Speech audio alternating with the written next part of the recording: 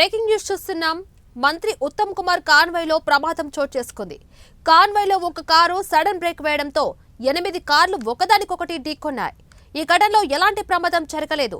హుస్సేన్ నగర్ నుంచి జాన్ పహాడ్ దర్గాకు వెళ్తున్న క్రమంలో ప్రమాదం జరిగింది.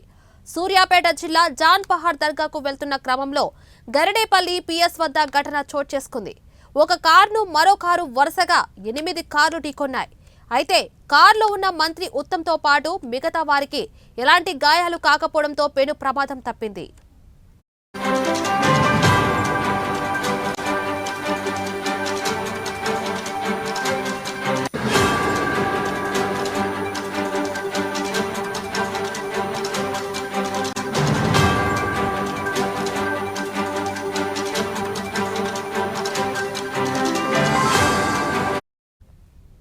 మంత్రి వస్తున్నట్లు సమాచారం అందుకున్న కార్యకర్తలు రోడ్డుపై ఎదురు చూస్తుండటంతో కారు ఆపమని మంత్రి ఉత్తమ్ కోరడంతో డ్రైవర్ సడన్ బ్రేక్ వేశాడు.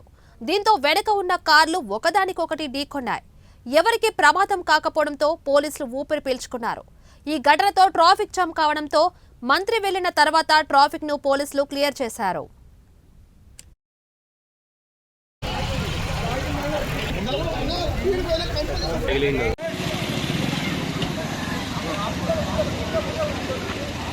ఒకటి 2 3 4